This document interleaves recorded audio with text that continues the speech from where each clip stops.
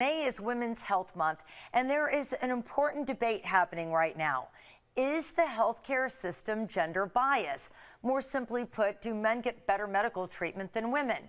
Here to share her insight is nurse practitioner and board-certified wellness coach, Lori Finley. Lori, it's always such a pleasure to see you. It's so great to be back. Thank you. So, Lori, let's talk about it. Like, what is your personal perspective of this? Well, my personal perspective, first of all, years ago as I worked in cardiology and saw women experiencing heart attacks and open heart surgery, like they didn't know really what to tell women, as far as like post-operatively and care, like, trying to even place a bra over a big incision, all kinds of things that women were not taught. But women also, when it comes to heart disease, they're not getting the same treatment. They're not getting the same, they're misdiagnosed. They're not getting the same follow-up care. So there's a big disparity there in the care. But you say we don't have to just sit back and look at these statistics and think, oh, well, I guess we're, that's so tough for us. We can actually be our own healthcare advocate. Yes, and that's one of my passions, is helping women understand that they can be and they need to be their own advocate, because so many women are disrespected, are dismissed, even gaslit. Their medical providers don't understand what's going on in their bodies. In fact, years ago, women were given, and this was many years ago, but we're still living under the umbrella of the hysteria diagnosis that women were given, right? I wanted to touch on that. Like, you and I have talked a lot about hormone replacement therapy. And it's unbelievable to me how many women, and there are people that need, Xanax and medications like that, and there's definitely a place for that. But a lot of women are being prescribed, for anxiety and medications like that, when actually it's a hormonal problem. And to me, that's just a shining example of we're not doubling down and really finding out what's going on in a woman's body and what we can do to help and support her. We're just giving a medication that might not be suited for her, that might not even be good for her. Exactly. And, out of that hysteria diagnosis came hysterectomies. And that seemed to be the simplest solution, when what was really going on was hormonal imbalance and estrogen dominance, often caused by, an iatrogenic cause is caused by the synthetic birth control pills or synthetic estrogens that they are prescribing. And that one-size-fits-all solution, if you look across the age span for women, from the time they're teenagers up until mid-30s and 40s, they prescribe the birth control pill. And 60% of women that are prescribed the pill, it's not for birth control. They just give it to them for anxiety, and they give it to them for heavy periods and acne, right?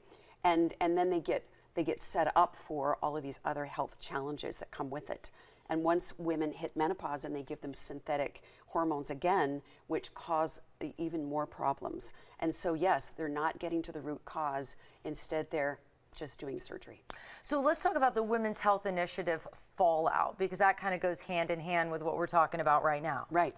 The Women's Health Initiative initially was designed, or at least they said it was designed, to see if hormone therapy could reduce the risks of chronic disease for women: coronary disease, brain disease, cognitive dysfunction, Alzheimer's, bone disease, and breast cancer. And unfortunately, it was poorly designed. The study went on for many, many years, but it was cut short by 3 years. And in 2002, JAMA and the BBC and the New York Times all broadcast that hormone replacement therapy causes breast cancer, increases the risk of coronary disease, causes strokes, and also increases the risk of pulmonary embolism. And unfortunately, they didn't let women or medical providers know that they were using synthetic hormones, not God-made, God-given hormones like bioidentical hormones, right? But no, just hormone replacement therapy increases breast cancer and increases heart disease. And the prescription rate of hormone replacement therapy dropped by 70% in 1 year. And we have seen in those 22 years the skyrocket increase of breast cancer and coronary disease and dementia and bone disease, because women are not getting the estrogen support that they need and the progesterone support they need. Unfortunately, women also don't know, and most medical providers don't know, that the study was very poorly designed, that they used much older women, like they started at 60 to 69 years old. We know that women should start hormone replacement therapy as soon as they get into menopause, like 50 to 59, right? Instead of that 60 to 69. And 50% were overweight, 50% were smokers, 39% were hypertensive, 20% were obese. It was a very unhealthy population. They've done an incredible amount of research on this through the years, literally re-examining all the statistics and proving that A, the clinical trial was wrong, B, that the design was very, very poor, and C, there was an incredible ulterior motive.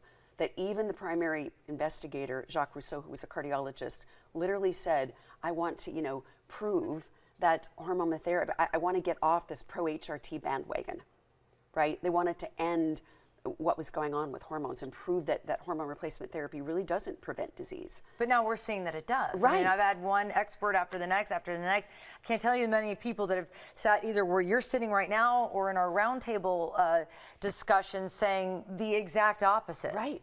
Yeah, it's really a shame. And again, there are numerous studies and numerous colleagues and people around the world that have published significant data showing that this has been a significant fallout for women.